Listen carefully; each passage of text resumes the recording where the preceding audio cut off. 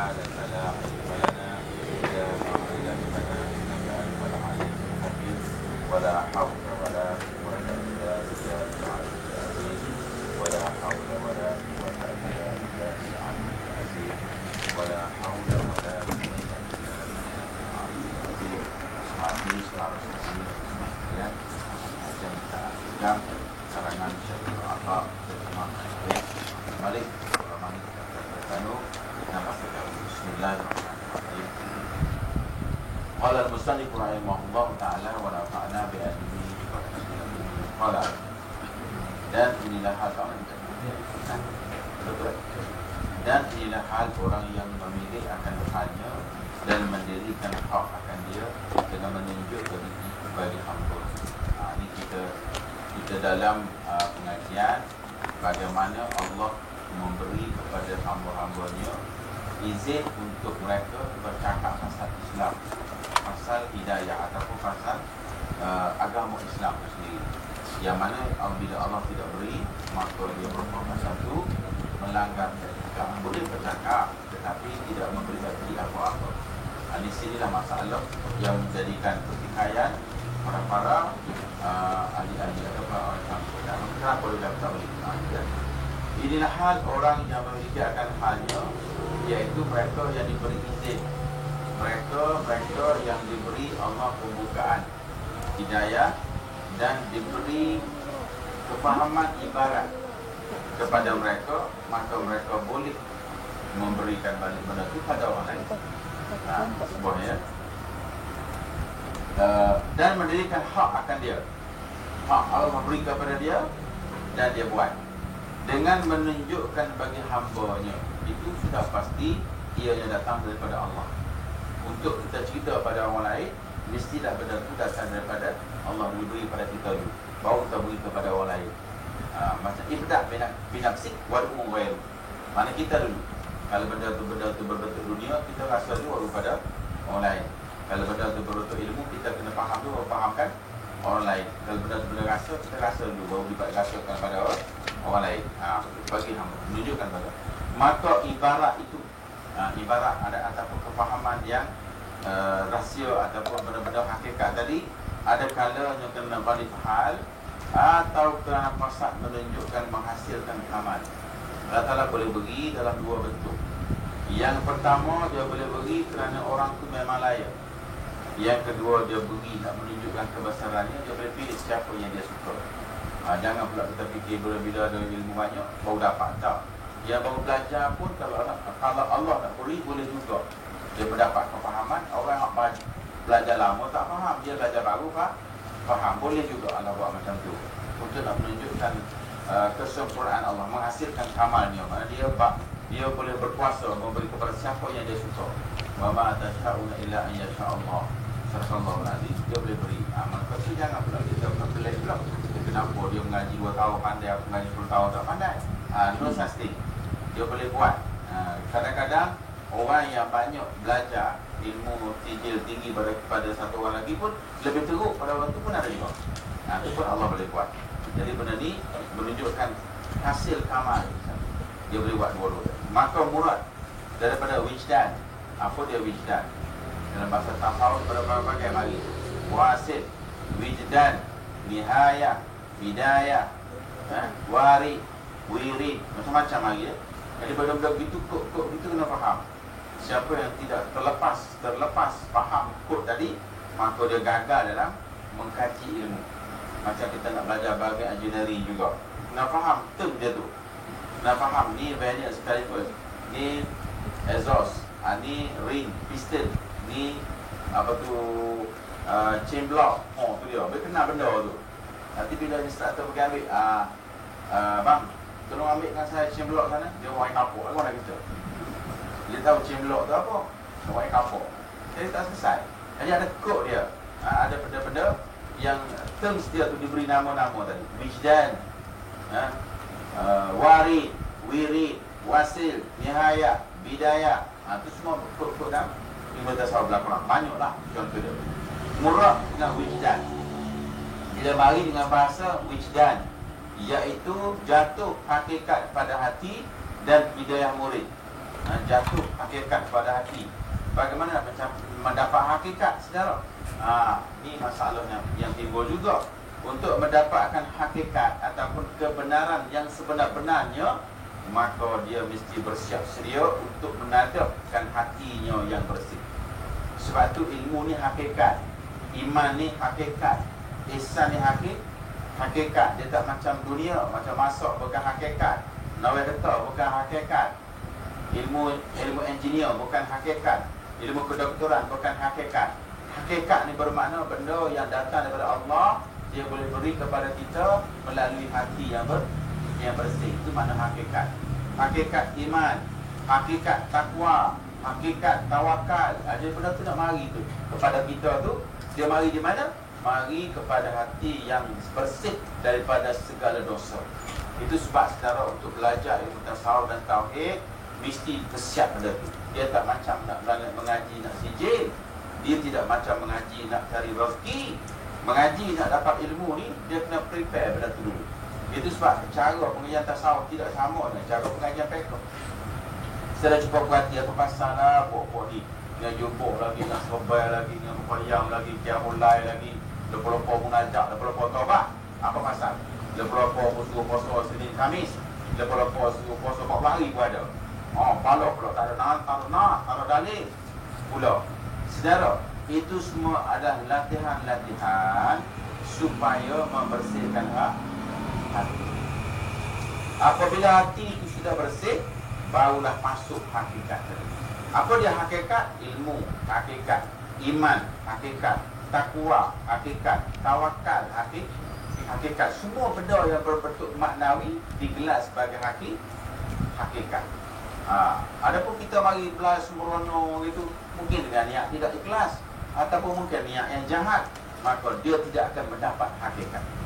Saudara pernah dengar kisah cerita Ibnu Hajar nak mendapatkan ilmu, dia tak faham dan dia susah nak dapat satu pembukaan ilmu.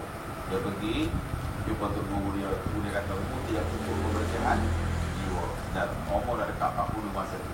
Dia lari masuk dalam gua, dia bermunajat dengan Allah Subhanahu wa ta'ala. Dia muqayyad, dia belajar, dia baca Quran, dia bertaubat, dia berzikir, dia muqayyad, dia qiyam dan sebagainya. Maka beberapa lama di dalam gua tu, dia melihat satu titik air jatuh di atas satu ketul batu. Air tu agak jatuh, tap. Lama-lama dia tengok batu tu, sekeras-keras batu ni boleh lekuk dia tu. Tapi hati aku sekeras batu ni kata dia. Maka dia keluar balik, dia usaha balik, mujahadah balik dalam menuntut ilmu. Dia dapat alim dan dia mendapat ilmu laduni yang luar biasa. Maka tu ada Ibnu Hajar. Maka sebab tu dia gelar Ibnu Hajar, bapak batu. Tu dah ada batu tu. Sempena dengan kisah batu pada diri dia, maka dia digelar bapak batu. Dia cerita, kalau batu ni curah macam ni boleh lekuk, tapi hati-hati tak boleh berkesan. Maka dia balik bersihkan hati semua dan menyebabkan dia bertukar menjadi orang yang luar biasa di segi anak-anak muridnya yang lain. Jadi begitu juga dengan Syafi'i rahimahullah ta'ala. Bagaimana dia susah nak faham, susah nak dapat ilmu-ilmu yang hakikat ni, maka dia jumpa untuk guru dia. Syakautu ila waki isu ihfazi fa'arsyadani ila tarkil ma'asi lam fa'idnal ilma nurun wa nurullahu la yuhdal li'asi. Imam Syafi'i jumpa untuk guru dia pada mewakil. Syakautu ila waki isu ihfazi, aku jumpa untuk guru bernama Wakil. Kenapa aku susah nak belajar, susah nak menghafal, susah nak faham. Arsyadani ila tarkil ma'asi, maka dia tunjukkan aku nak tinggal segala maksiat. Sebab tu sekarang belajar di pondok, radio tak boleh, TV tak boleh, main tak boleh, sekolah pendek tak boleh, sarokok tak boleh, tengok wayang gambar tak boleh, dikir barah tak boleh, semua tak boleh. Pasal apa? Sebab untuk mendapat ilmu mesti tersiap sekeping hati yang bersih. Ada pun mengaji kat universiti Azhar ke, Jordan ke tak kira, joget boleh, disco boleh, golf boleh, tinju boleh. Golf buat asal kita. Lepas tu balik kampung bawa CJ Bachelor of Syariah, buat kampung. Dawat kampung, dia menadap dengan sekeping hati yang kotor. Sedang pernah belajar kat universiti tak? Ada macam tasawuf ke? Ada orang dengan cukup kepala. Ada budak nasi tak isap rokok. Ada budak nasi kena bangun pukul 3.30 pagi batik kiam mulai. Tak ada. Demonstrasi ada. Maka oleh sebab itulah maka ilmu yang dia dapat tidak sama dengan Imam Syafi'i dapat. Ilmu yang dia dapat tidak sama dengan Imam Ghazali dapat. Saudara, sini perbezaan dia. Sebab tu saya cakap banyak kali, kalau siapa tak faham, angkat tangan. Jangan cepat nak report ke Jahif lah, report ke polis dan macam. Sampai kepada brigadier tentera report. Saudara, buat apa kita nak mengaji? Kita nak mengaji, bukan nak buat ubat. Kalau awak tak boleh faham, balik rumah tidur dah kan nak orang lain. Jangan kianat orang lain. Maknanya begitu. Jadi kita faham, tak faham angkat tangan. Mungkin saudara belum faham, saya tak tahu. Ataupun mungkin pengajian kita tinggi sangat. Boleh jadi. Ataupun kadang-kadang kita tak cukup persiapan hati. Orang suruh pergi mukhayam, banyak kerja, maka payah lah. Suruh puasa, tak ada nas. Suruh bertaubat, hari-hari taubat, susah nak awak, siapa pula? Banyak sangat argument. Maka bagaimana ilmu nak masuk? Nak ilmu? Nak. Puasa relax dulu bang. Ilmu nak ilmu. Mukhayam, busy bang. Busy. Ni dah 2-3 bulan dah tak mukhayam. Jadi bermakna kita nak satu benda mahal tapi nak beli dengan harga duit istimewa. Mana boleh? Barang mahal bayaran mesti mahal. Mana ada barang molek bayar murah? Kat kebun boleh lah belah sekali tu acu tulis kategori nak tahu. Tak boleh sebab dia barang baik istihad bermakna. Payah pendapatnya payah, cara nak memilikinya payah, cara nak menyimpannya payah.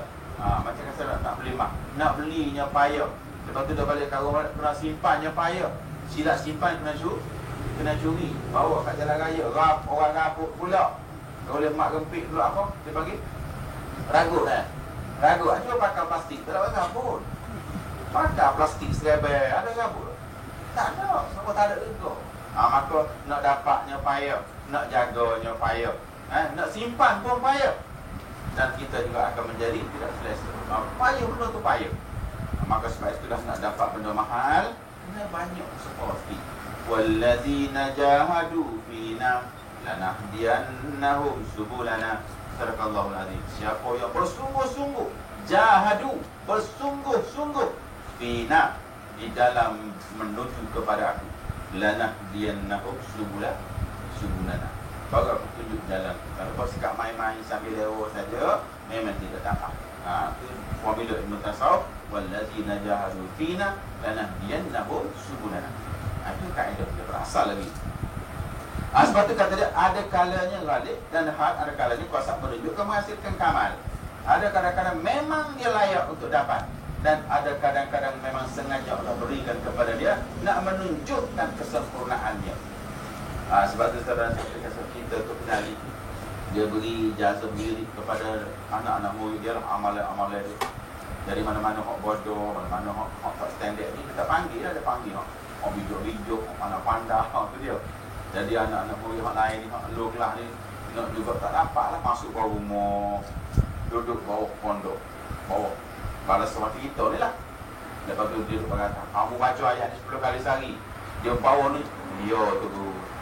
Hak ni membaca lepas subuh 100 kali, dia tu guru. Hak ni membaca hari jangan lupa, dia tu guru. Orang semua dapat belakang balik lah. Dia kata, macam mana hak ni luar biasa. Dia panggil apa Muhammad? Apa Muhammad bergerak? Lepas tu bergerak. Berapa kali? Bergerak. Siapa bagi kamu? Tu guru. Bila balik malam malam saya, mudah pun aku bau. Pasal apa dia ikhlas? Rela nyamuk cuma nak benda tu. Orang lain sama tu dalam bagi yang terpilih, dia dapat juga. Maka tu cakap, ini budak ni dia terpilih, bukan aku pilih, dia terpilih. Dia terpilih. Tu dia antara cerita dia untuk Nabi. Jadi saudara benda ni pun sama lah. Bila Allah nak beri kepada siapa kita tak tahu. Mungkin dia bahagian engineering, mungkin dia bahagian akademik daripada Fantasia sana, mari mengaji sini pun dapat juga. Tak kira siapa. Mungkin dia bekerja sebagai pemborong, tak kira siapa. Dalam ilmu ni Allah Ta'ala akan beri kepada siapa yang dia suka. Dia bersihkan hati, dia masukkan benda tu. Boleh faham. Oh begini wujud, oh begini baqa, oh begini Allah, oh begini kidam, dia boleh faham.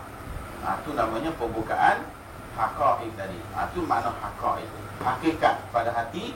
Dan hidayah murid, iaitu dipertunjuknya bagi barang yang padanya. Allah Ta'ala bila nak beri kepada kita, ambil ni benda ni, maka dia tunjuknya kepada kita barang yang padanya baiknya, dengan mengeluarkan daripada hairan. Mana dia beri kepada kita apa yang perlu. Sama ada faham, sama ada mudah mengaji, sama ada minat buat kebajikan, sama ada suka bertaubat, sama ada suka melakukan benda-benda yang berfaedah dan sebagainya. Dan dia mengeluarkan daripada hairan dalam zuknya dalam masa yang sama. Allah Subhanahu Wa Taala akan memelihara daripada kerosakan tadi. Dia beri dan dia jaga. Ada juga kadang-kadang Allah Ta'ala beri satu benda yang baik, tapi dia tak jaga. Bahaya. Bahaya juga. Misal kata kita menanam satu pokok yang harga mahal, tetapi tidak ada pengawalannya, tak jaga, tidak dipagar dengan baik, maka barang itu akan dan binasa. Macam Allah berikan kepada kita benda-benda yang baik. Mungkin kita dulu jahat, tukar baik, tak faham, jadi faham. Ibadat kurang, jadi rajin. Akhir sekali orang tanya, lagu nak belajar, tengoklah siapa. Ayo beramal lagu mana. Tu dia. Ya lah tu. Nak jadi setel. Saya keluar saja 40 hari, awak 4 hari keluar. Oh 3 hari, elek. 3 hari. Saya 40. Tu dia. Dia terasa hasil usaha dia tu dapat zuhiyah. Dia terasa hasil usaha dia mendapat makam yang tinggi. Hak ni kita panggil dia, Allah Ta'ala tidak jaga dari keheranan dia. Maka dia perasan pada diri dia sudah menjadi baik disebabkan dia melakukan usaha ibadat. Orang ni sebenarnya tidak ada nilai di sisi Allah Subhanahu Wa Ta'ala. Sebab tu dia jaga. Bila dia beri kepada kita, pada sayang, dia jaga pula. Jangan kita hilang benda tu ataupun menjadi racun kepada kita pula. Dia tak mahu. Maka dia jaga. Di dalam zuknya, zuk ni saudara ialah satu rasa manis ibadah. Satu rasa seronok di dalam mengamalkan amalan Allah. Itu zuk. Sedap semayang, sedap baca Quran, sedap mari mengaji. Kalau kita rasa lemah mengaji, malas, jemu dan sebagainya, itu tanda alat perasa kita sudah rosak.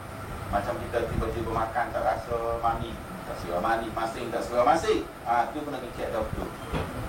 Cek doktor. Ada masalah perasa. Mungkin dia punya darah dia naik 190/200 bau. Mulalah masing tak serah apa dah.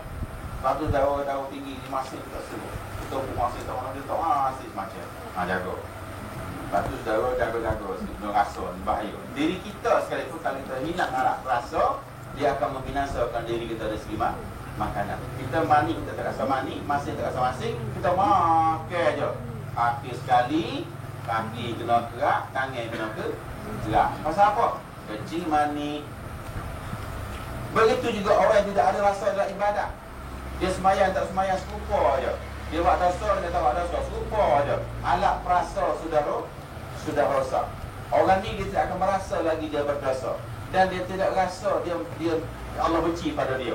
Kenapa? Zukiyah sudah tidak ada. Maka orang ni di dalam keadaan yang Allah biarkan.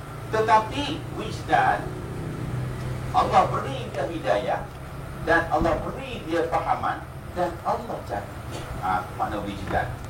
Dengan mengeluarkan daripada hairan, daripada zuknya, atau meninggikan di dalam hemohnya, ataupun Allah sentiasa mengawasi dia, makin bertambah keyakinan dia, atau dalam ilmunya, dan ilmunya bertambah mendalam, bertambah dia punya rahsianya, atau dalam halnya perangainya bertambah baik. Itu Allah Ta'ala akan pimpin dia. Pada kata sentiasa mendapat taufik dan hidayah. Dia taufik akan couple dengan hidayah. Khasyuk akan couple dengan tawaduk. Lepas tu dalam istilah panggil khasyuk wa tawaduk. Taufik dan hidayah dia couple dua tu. Fal awalu, ini matanya. Fal awalu halus salikin, wasani halu arbabul mungkinah wal muhaqqiqin. Dua mari. Yang pertama kata dia hal orang yang salikin, iaitu orang yang mendapat petunjuk dan hidayah pada peringkat awal. Itu kita panggil salikin. Salikin bermakna on job training. Belajar baik, belajar mujahadah, belajar sabar. Sabar tak boleh lagi, baru belajar baru. Belajar khusyuk, tak khusyuk lagi. Belajar tawaduk, baru lakon saja. Macam kita ni belajar baik, belajar pakai serban. Lepas-lepas main bola je. Pasal kita under training. Bukan kita salik, bukan kita wasil, kita saliki. Lepas-lepas lama kita mengaji dah hilang. Pasal apa? Kita tidak lagi steady. Kita belum mencapai taraf yakin. Iman kita iman yang lompat-lompat. Bukan lagi iman yang steady. Nak sampai steady secara bukan mudah. Nabi Ibrahim AS sendiri dekat dengan Tuhan. Apatah lagi kita? Mana Ustaz? Banyak. Sebab tu saudara, muka surat 100 ni kena berhati-hati. Sebab dia sudah menjangkau yang lepas ni. Dia sudah menjangkau peringkat yang sudah lebih tinggi daripada peringkat awal. Jadi kalau kita tak dapat capai yang pertama, yang di sini kena perlahan-lahan lah. Dia kena perlahan-lahan. Contoh perbezaan yakin dengan iman. Nabi Ibrahim AS satu masa dia minta pada Tuhan, A'udzubillahi minasyaitonirrajim. Wa idh qala Ibrahim rabbi arini kaifa tuhyil mauta. Qala awalam tu'min. Qala bala walakin liyatma'inna qalbi. Subhanallahul azim. Apabila Nabi Ibrahim AS bertanya kepada Tuhannya, ya Tuhanku, arini kaifa tuhyil mauta, tunjuk kepadaku bagaimana cara kamu menghidupkan orang mati. Aku nak tengok. Orang mati muka hidup semula, aku nak tengok. Allah tanya balik, awalam tu'min, apakah kamu tidak beriman? Apakah kamu tidak percaya? Tak cukup kuat kepercayaan kepadaku? Bala walakin liyatma'inna qalbi. Bukan aku tidak percaya, walakin liyatma'inna qalbi, malah aku nak bertambah yakin kepada diriku sendiri.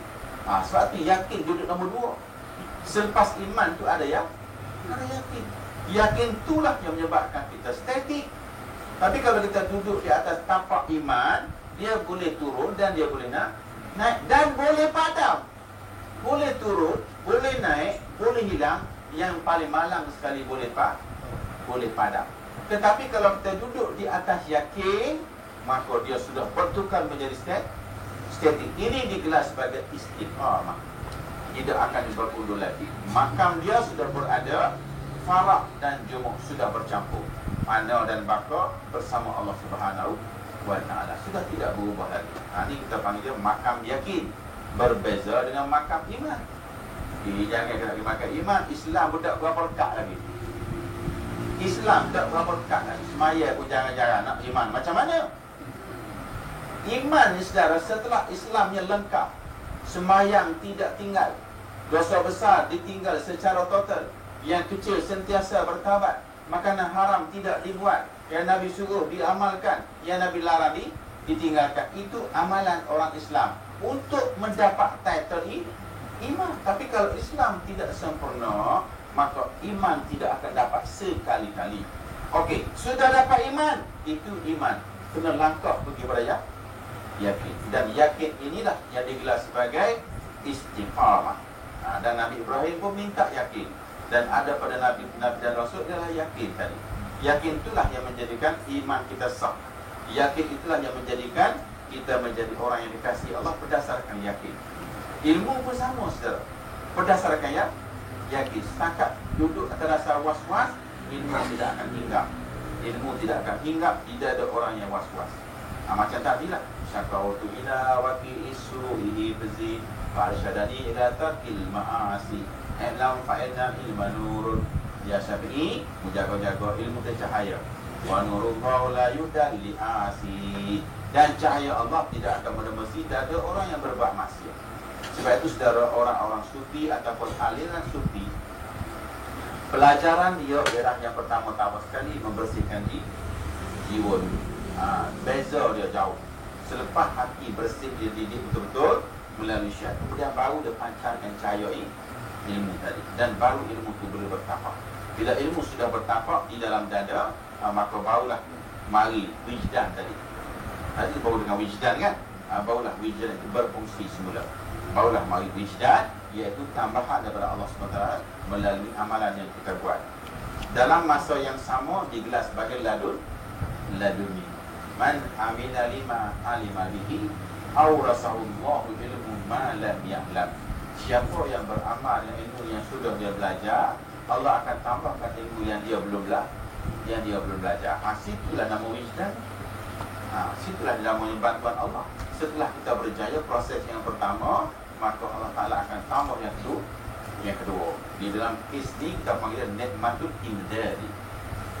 Dalam Quran ada sebut a'udzubillahi minasyaitonirrajim, la in syakartum la azidannakum wa la in kafartum inna azabi lasyadid. Apabila kamu bersyukur, aku akan tambahkan nikmatku. Dan kalau kamu tidak bersyukur, jaga penduduknya dalam neraka yang amat pedih. Sebab itu secara mana benda apa saja ibadat, baik ilmu baik, baik amalan baik, baik kesabaran baik, dia kena tingkat masa-masa. Kalau kita tidak bersyukur, Allah Ta'ala akan tarik balik. Dan kena ingat, bila Allah Ta'ala tarik balik untuk bagi yang kedua, tak tahu bila ni berbahaya. Sebab tu dalam kaedah ilmu tasawuf, syekh tasawuf Al-Qur'an dia tidak membenarkan muridnya berundur ke belakang. Sebab kalau berundur ke belakang untuk mari semula secara amat payah sekali, amat sukar sekali. Kita pergi rumah dia 10 kali sekali tak boleh. Untuk mari itu mudah lagi, tapi kalau tak jaga, tidak istiqamah, hilang, nak mari balik secara amat sukar. Sebab apa? Sebab dia sudah ditarik balik. Tapi kalau untuk fiqh boleh, tapi untuk tasawuf tak boleh. Sebab dia merupakan wijdan. Wijdan ni sama juga dengan hadiah. Hadiah daripada Allah. Hadiah orang wikat kita betul boleh longkang. Dia wijak apa yang kedua lagi kita. Tak ada dah. Hadiah dari handphone besar. Sebab kita campur dah payah. Tuan tengok, oh datang tu aku beri ke dia campur gitu je. Adakah besok kita minta dia bagi balik? Bagi lagi? Tak ada dah. Sebab apa? Kita tidak merestui nikmat yang pertama. Sebab itu dalam ilmu tasawuf jangan berganjak. Sebab dia dipilih, bukan apa yang kita cari. Dia dipilih. Sebagai contoh lah saudara mari sini, nampak yang lihat di jalan. Nampak kau posta. Signboard, tu pernah berapa signboard? Signboard di golpok. Semua habis bangunan penuh signboard. Tapi kita pergi masjid tak ada orang kan? Sebab apa dia panggil menggunakan barang mati? Memanggil orang kepada Allah menggunakan barang mati, menggunakan kertas, plastik, dakwah Cina. Lepas tu spekar. Saudara, ini bukan nak gambar pelik lesen. Ini nak bawa orang kepada Allah, mesti menggunakan hati yang bersih. Baru kita nampak. Kalau tak ada tu cepat-cepat kembali kepada Allah. Sama ada yang bercakap, yang nak ambil benda tu, dua-dua kena ada cahaya kan. Dua-dua kena ada supply kan. Kalau satunya tak ada, maka dia distorted. Distorted ni mesej tak sampai. Dia sangkut. Sebab apa? Line tak ada. Telefon molek, line tak ada. Ada juga kadang-kadang line ada, telefon masuk air pun tak boleh cakap juga. Dia kena dua-dua sempurna. Telefon dia kira lah Samsung. Oh tu dia. iPad model baru. Tapi dalam teroboh mana ada? Sebab apa? Tak ada lain. Ada kadang-kadang lain penuh, tapi telefon masuk air. Tak ada guna. Orang semua okey berlaku. Dia tak dapat. Sebab apa? Telefon penuh. Maka dua-dua kena sempurna. Pemberi bercahaya dan penerima pun kena bercahaya. Dua-dua kena ada lain belakang. Nak buka lain ni lah, cara kena minta kebenaran dengan Selcom. Boleh faham tak? Dia kena faham kat tangan ya. Maka inilah dia namanya waris. Dan yang menerimanya yang memberi bernama wirid dan yang datang bernama waris. Daripada kita bergelar wirid, datang daripada Allah bergelar waris. Apa wirid kita? Banyak mana duit kita habis? Berapa banyak masa kita habis? Berapa banyak amalan kita habis? Kita serahkan kepada Allah. Jauh mana takwa kita? Berapa banyak puasa kita? Berapa banyak kita punya pengorbanan kita? Itu nama wirid. Dan datang daripada Allah bergelar waris. Dia bayar balik. Inna Allah ashtara minal mu'minina anfusahum wa amwalahum bi anna lahumul jannah. Sadaqallahul azim. Allah bayar balik segala pengorbanan kamu, darah dan nyawa kamu dan harta kamu. Dia bayar semula bi anna lahumul jannah. Bayar balik dengan syurga. Jadi kesimpulannya, apa dia syurga? Nak dapat syurga tak apa dia? Taufik dan hidayah.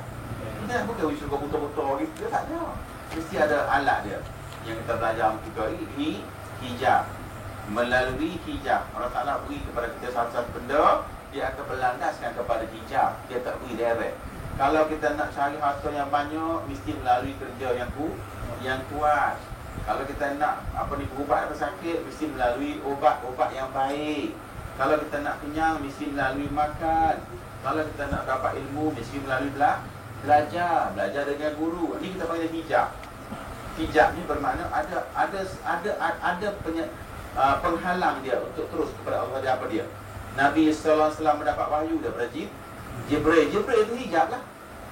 Tidak Nabi minta turunkan Tuhan bukan gitu. Jibril hantar sebagai wahyu, dan Jibril itu dikatakan sebagai hijab. Bagi tunjuk Nabi Ibrahim AS dan sebagainya. Semua sekali benda Allah Ta'ala akan melaksanakan kepada diri makhluk melalui hijab. Jadi hijab itulah yang melindungkan kita dengan kegagahan Allah. Kalau Allah buka hijab ni tadi, kita terbakar. Macam mana Nabi Musa AS dan Nabi Ibrahim AS meminta melihat wajah Allah. Nabi Musa AS meminta melihat wajah Allah. Maka Allah kata, "Ya Musa, mu jangan tengok aku. Mu tengok kepada bukit, akan aku pancarkan cahayaku." Bukit tu hancur lebur.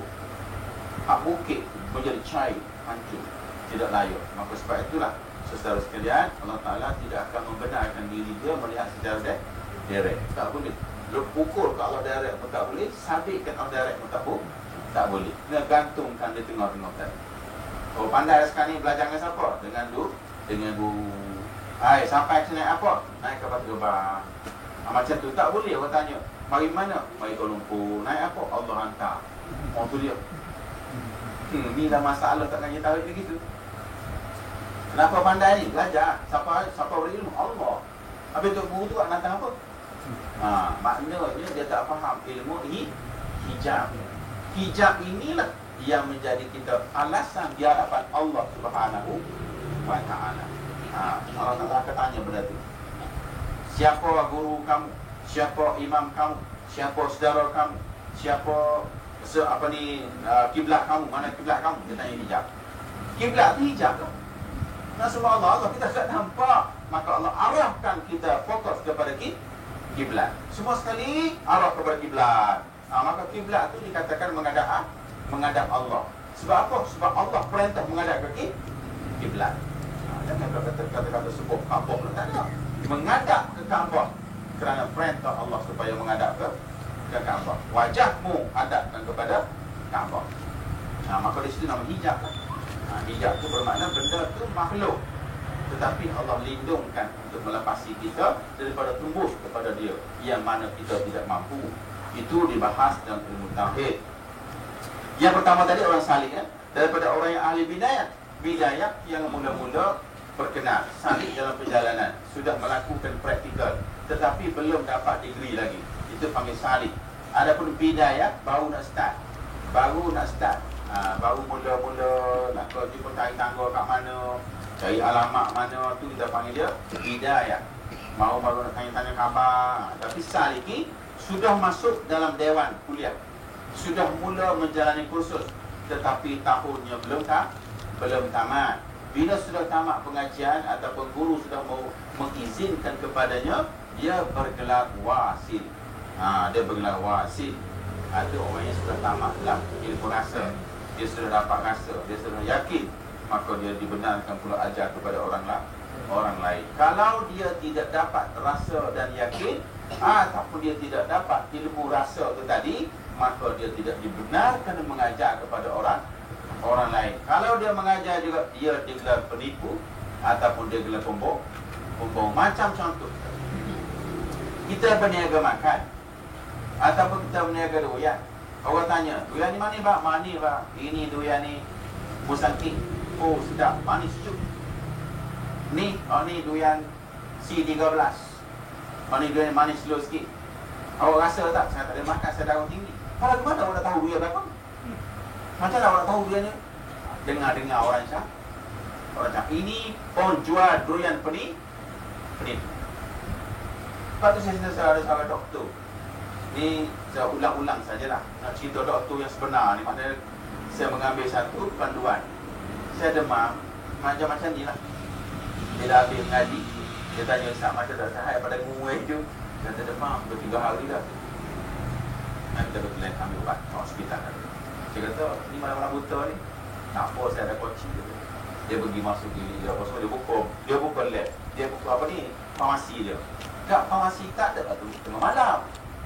Walaupun dia doktor pun dia nak ambil ubat ni orang lain ke. Dia pergi dia buka lapis tu. Dia ambil ubat. Dia ambil ubat. Ni nak mana buat apa? Dia tengok. Kau dia ambil. Dia pun ambil tu lah dia. Dia minum. Ayah lah. Lepas tu dia beri kat saya. Saya kata apa sampai dulu. Dia kata kalau mati pun saya juga. Oh tu dia. Mana dia dalam masa yang sama dia nak rasa dia ubat ni. Yang kedua dia sudah tahu ini ubat yang untuk dia demam. Dia sudah tahu ubat doktor. Maka ada dia kepada dia ilmu kedoktoran dan selain daripada tu dia dulu nak rasa ubat dia ubat apa. Maknanya gitu. Dia kata memang betul kaedah doktor kata dia Ustaz. Dia kena tahu ubat tu ubat apa supaya bila injek pada orang tidak berbahaya. Tidak berbahaya. Begitu juga seorang guru yang tidak pernah merasai khasyuk. Ajak anak murid khasyuk, pembohong. Guru yang tidak mengenal ilmu tauhid, ajar orang mengatakan pembohong. Kita ni mengaku. Mengaku. Kata apa? Imam Syafi'i ni mazhab apa? Kita bermazhab kan Imam Syafi'i. Patut Syafi'i mazhab apa pula? Oh tu dia. Hak mana tu actually tak? Bengong bila jadi Wahabi. Dia tak faham, dia sendiri tu tak faham. Imam Asy-Syafi'i bukan mazhab. Imam Asy-Syafi'i ini ialah sudah pun diterima oleh ijma' ulama. Dia sebagai pemimpin umat. Dan di dalam kes ni sudah ada waris Al-Quran. Wa may yushaqiqir rasul min ba'di ma tabayyana lahul huda wa yattabi' ghayra sabilil mu'minin nuwallihi ma tawalla wa nuslihi jahannama wa sa'at masira. Subhanallahul azim. Wa yattabi' ghayra sabilil mu'minin. Dalam satu masa ke satu masa akan ada satu orang yang masyhur. Saya tulis supaya saya tidak terkeliru dengan ajaran yang condemn kepada mazhab-mazhab atau imam-imam. Contohnya begini ya. Di zaman Rasulullah sallallahu alaihi wasallam, maka pemimpin dia bergelar Nabi Muhammad. Maka seluruh para sahabat akan berpengulukan kepada Nabi Muhammad. Kita panggil pengulu Nabi Muhammad. Habis semua sekali Abu Bakar, Umar, Osman, Ali, habis para sahabat radhiyallahu anhum. Baik. Apabila wafat Nabi, maka muncul seorang lagi sebagai imam, iaitu Abu Bakar. Maka Abu Bakar ini memimpin umat. Semua sahabat-sahabat berada di bawah Abu Bakar radhiyallahu anhum. Maka ini digelar sebagai imam. Faham lagi saya tu? Okey, wafat pula Abu Bakar, maka diganti oleh Umar. Siapa pilih Umar ni? Ada pilihan raya tu? Tak ada. Abu Bakar lantik Umar. Tidak ada SPR. Yang lantik Umar adalah Abu Bakar. Sunnah pilihan raya ni secara tidak ada. Abu Bakar melantik Umar. Maka Umar ganti di sini. Maka Umar Al-Khattab memimpin umat pula radhiyallahu anhu. Maka ini sebagai imam. Saya kata faham lagi? Maka akhir sekali sampai kepada Sayyidina Ali karramallahu wajah. Ali Abi Talib karramallahu wajah. Habis cakap tu. Baik. Selepas pada tu, selepas Ali, sampai ambil Ali pula supaya saudara faham kaedah imam ni tadi. Kenapa kita gelar ada Imam Asy-Syafi'i? Okey, sampai kepada Ali, maka di zaman ini kita panggil dia bermulanya zaman fitnah. Di zaman ini perpecahan berlaku. Satu di bawah pimpinan Muawiyah bin Abi Sufyan. Sudah berpecah. Dan termasuklah Siti Aisyah radhiyallahu anha, termasuk Aisyah, saudara sekalian. Baik, apabila peperangan berlaku antara Ali dan Muawiyah, maka ketika itu umat Islam terbagi kepada dua sebab. Kalau dulu Ali, Abu Bakar, Uthman kan, sampai satu masa bergelar Muawiyah bin Abi Sufyan dan Ali bin Abi Talib. Sudah ada dua pemimpin Islam. bermulanya dua imam. Maka ketika itu berperang. Setelah itu pendek cerita, maka kejatuhan sebelah Muawiyah, maka kekal Ali sebagai imam. Walau bagaimanapun kuat ini sudah ada. Ini tim A, ini tim B. Saya kata boleh faham lagi? Okey.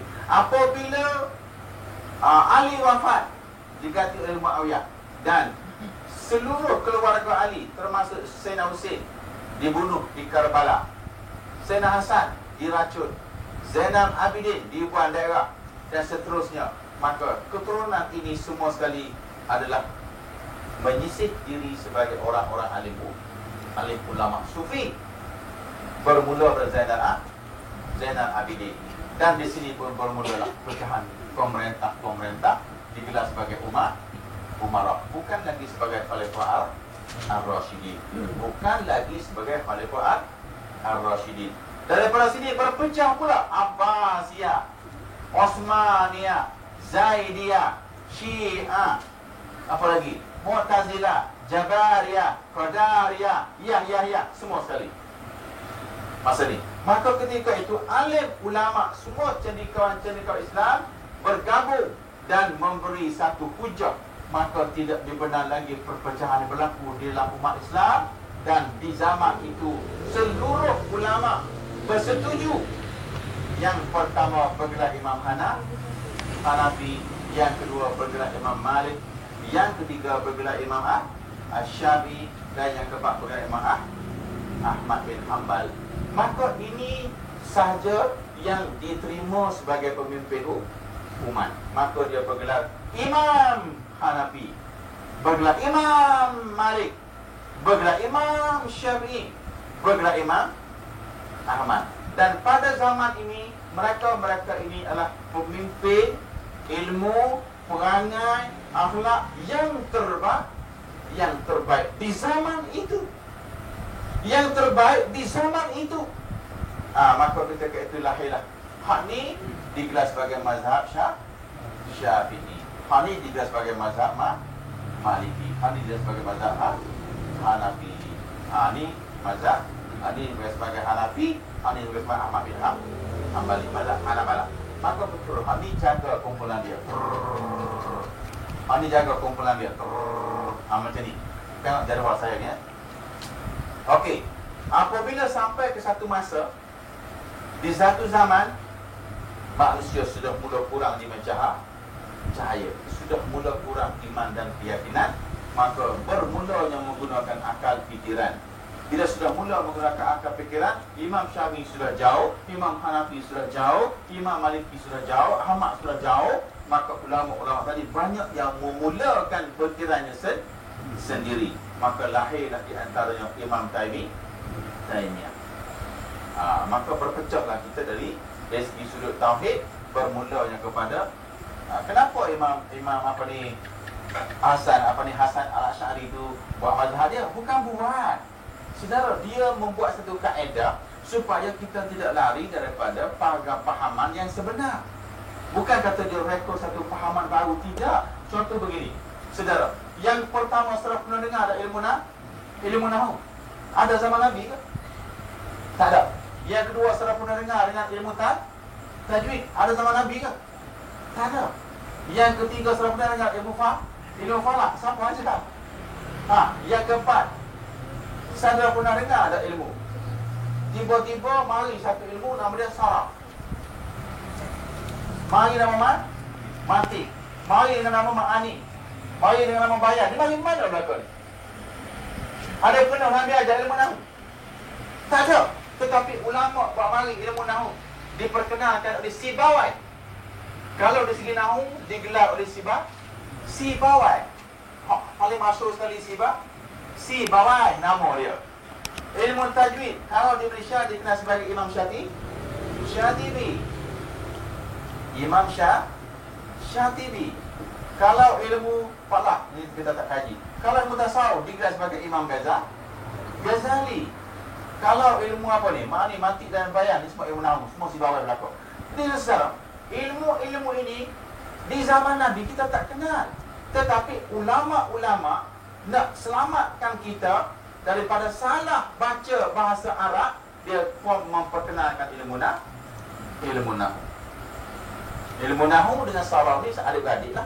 Jadi bila kita tak belajar ilmu nahu, bagaimana mungkin sudah boleh baca Arab Al-Quran yang tak ada baris? Sebab dia ada huruf ja, huruf khafa, huruf nasa, huruf isim, fa'i, semua ada.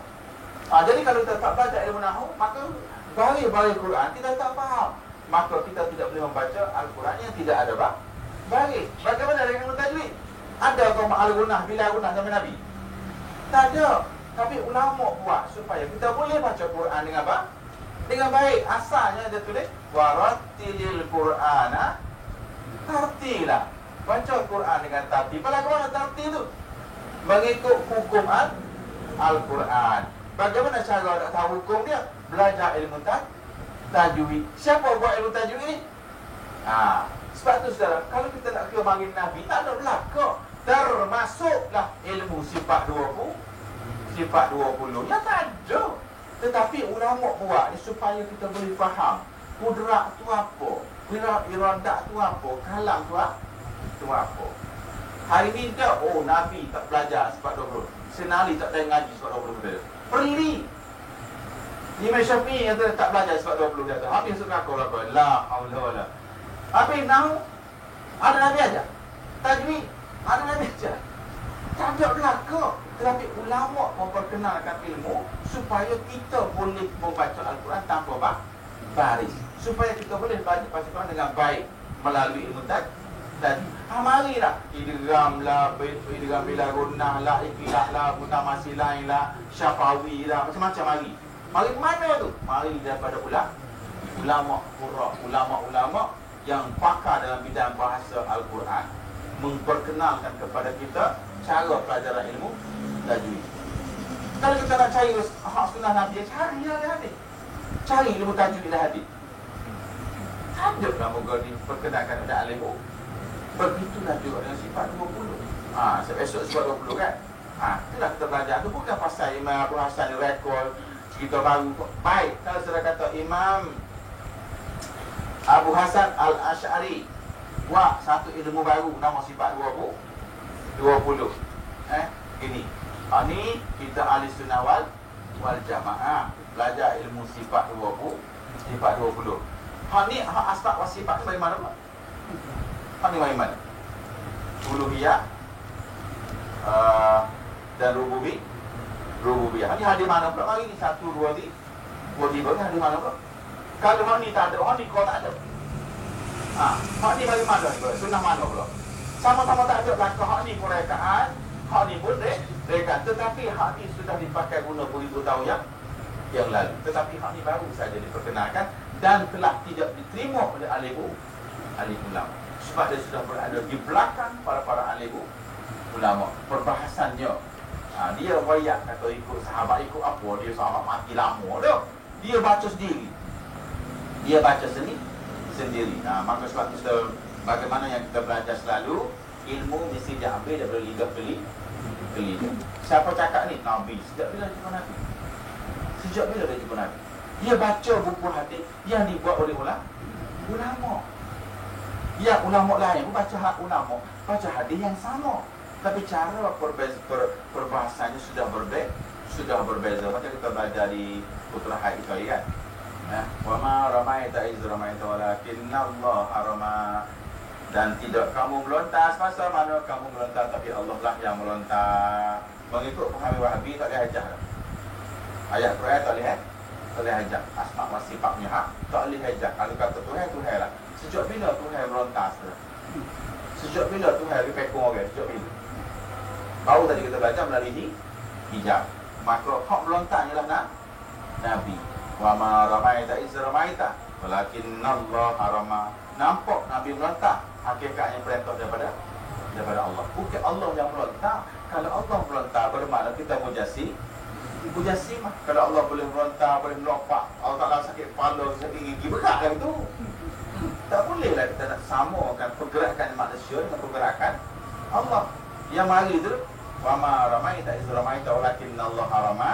Hakikatnya ialah Allah yang mengizinkan Nabi melontar. Maka sebab itu mata orang kafir dan peperangan Badar semua buta. Sebab dia lontaran daripada Allah punya kehendak.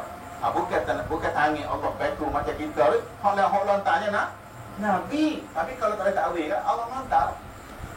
Allah lah lontar. Sebab mari ayat yang lalu tu. Tetapi para ahli ulama dan mufassirin mengatakan ayat-ayat begini hendaklah ditakwilkan.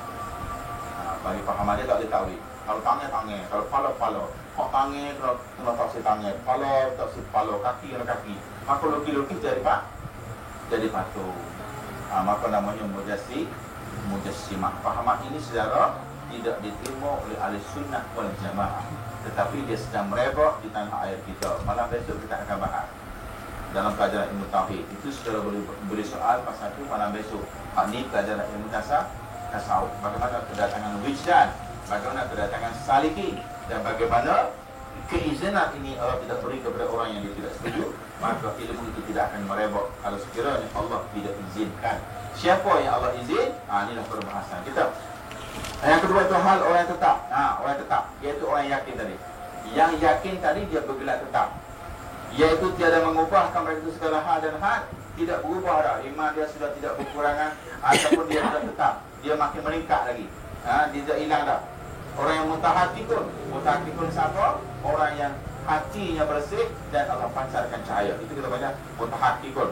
Atau haqaiq, yang faham segala hakikat Allah, segala kebesaran dan sebagainya yang kita belajar tu, suatu yang diibaratkan mereka itu akan dia itu, suatu yang diibaratkan mereka itu akan dia adalah benar. Maknanya dia kata ni Allah itu bagian, itulah dia.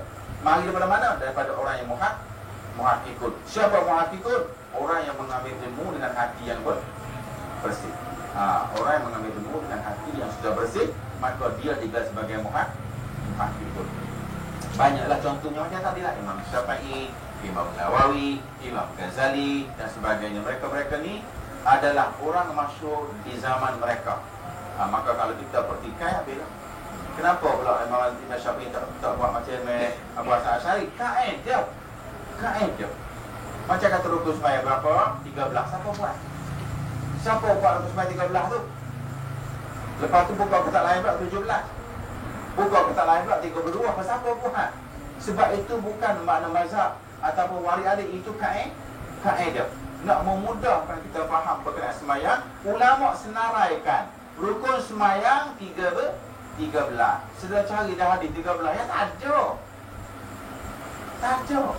Sebab dia disusun oleh ulama. Fardu wudu ada 6. Pecah kepala otak cari tak ada. Saudara. Dalam Quran sebut 4. Dalam Quran sebut 4 kan? Apabila kita nak sembahyang, iza kuntum ila salat fagsilu wujuhakum wa aydiyakum ila al-marafiq wa masahu bi ru'usikum wa arjulakum ila al-ka'bayn. Itu segala rukun sembahyang. Yang pertama basuh muka, yang kedua basuh tangan, yang ketiga basuh kepala, yang keempat basuh kaki. Mari dua lagi. Dia hadis tak ada, laku yang pun tak ada. Cari. Jumpa. Innamal a'malu bin niat. Masuk niat selagi. Baru 5, selagi. Tertib. Bagaimana tertib? Bila Tuhan kata muka, tangan, kepala, kaki tak boleh buka. Tak boleh basuh kaki dulu. Sebab apa Tuhan sebut muka dulu? Muka mana punya tertib? Maka kira mari jadi 6. Sedang cari dah hadis 80 diri tak jumpa. Sebab 6 tu ditulis oleh ulama. Ni dah Quran ada masalah. Sedangkan semua ulama buat belakang. Nahwu, saraf, ma'ni, mantiq, bayan, tajwid, semua daripada ulama. Itu tujuan tauhid. Dia membuat kaedah supaya kita mengenal Allah melalui bahasannya yang terperinci. Itu sebab dia bukan dia reka, tetapi dia membuat kaedah yang memudahkan kita faham. Itu beza dia. Faidatun wallahu a'lam. Sekian, maaf dan tuan hidayah. Assalamualaikum warahmatullahi wabarakatuh. A'udzubillahi minasyaitonir rajim. Alhamdulillah wa sallallahu ala asyrafil anbiya wal mursalin wa ala alihi wasallam. Allahumma ya Allah ya Qahhar ya Jabbar ya Rahim, iftah alaina wa ala shuriyyatina afthal arifin. Wa sallallahu ala Muhammad wa sallam. Alhamdulillah rabbil alamin. Ada soalan ke?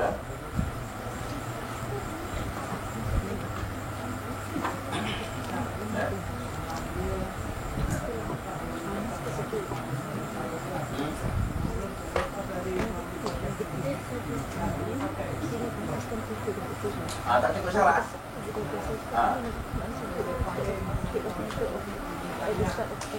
Oh, lagi tak kira. Dia tujuh hantar kemudian.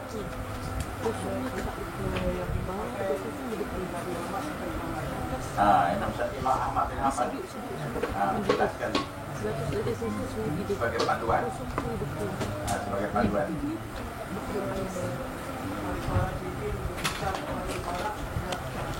Selepas senali. Baru itu dia bila Sultan, Umara, dia tidak ada Khalifah Ar-Rasyidin. Khalifah Ar-Rasyidin 4 saja.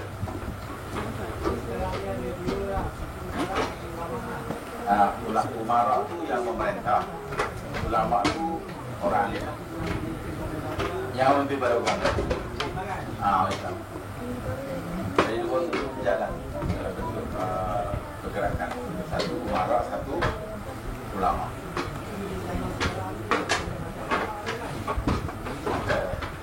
Itulah namanya fitnah. Fitnah akhir zaman. Kita pakai dulu. Kita pakai yang sudah mu'tabar. Yang mu'tabar. Yang ada kitab dia, yang sudah berjaya, yang sudah memimpin umat. Macam Imam Ghazali, lepas tutup buku sambung saja. Tutup buku pondok ni sambung saja, dia tak buat kitab baru. Kalau kita pergi belajar kat pondok-pondok, dia tak ada kitab baru. Dia belajar Ya Ulumuddin, Nurul Samin, Aqidatul Najib, Ibnu Abdul Wahab. Dia tak buat Sina Harakah, dia tak buat. Dia tak buat. Nak pakai boleh lah, tapi loklah. Kita pergi pakai ulama akhir zaman, kita tinggal ulama yang mu'tabar. Kenapa kita di dalam 2 tahun, 200 tahun. Kalau kita tak pakai. Tak pakai. Itu Amanah Minah. Amanah Minah Yusuf Qaradawi. Itu sama juga dengan imam-imam yang jenis minoriti ni sebenarnya dari segi kaedah Ahlussunnah wal Jamaah pun boleh pakai juga. Imam dia kena ada ijma' ulama. Nak kena ada ijma' ulama. Kita kata ada 2. Katakan contoh Malaysia mufti ada berapa? Ada 14. 13 mufti kata halal. Seorang mufti kata haram. Seorang yang tidak boleh dipakai. Itu kaedah Ahlussunnah wal Jamaah. Berpandukan kepada ijma'. Orang lain pun ahli juga, bukan sebagai ahli. Saya kata Malaysia ni ada 100 ulama-ulama yang pandai. 10 kata kafir. 90 hari tidak. Maka 10 tadi kena wedai. Sebab dia telah melanggar kaedah mengambil pemuafakatan. Tak boleh. Bila kita bertemu dengan benda yang bermasalah, maka kembali balik kepada syura. Kalau orang tidak masalah, macam semayang 5 waktu, kata tu tak masalah kan. Semayang zuhur 4 rakaat, tak ada orang marah, tak ada orang bergaduh kan. Maka tu kita panggil dia qat'i. Ataupun satu hukum yang tidak boleh dipertikaikan lagi. Adapun maksud perselisihan ini, maka dia kembali balik kepada ijtihad ulama. Siapa yang paling ramai sekali berpendapat. Kalau seorang 2 kan, kita tak kira. Saya kata Mu'tazilah, dia minoriti dan dia ditolak selepas Al-Wasik. Ditolak pahaman dia. Macam kata Wahabi kan, sekarang ni baru dengarnya, dulu tak ada. Sejak belah raya banyak kali ni ada dengar, dulu tak ada. Dulu mana ada minat Wahabi, ada seorang 2 tak pakai pulau tak pergi. Ni baru ni Wahabi ni, saya 2 ni ya. Sejak balik kepada Mesir, mana ni, tak tahu hijau ni, jadi Wahabi itu lah. Dulu tak ada. Dulu ada Wahabi kapur, soal 2 misi dah lah. Ketikkan kau.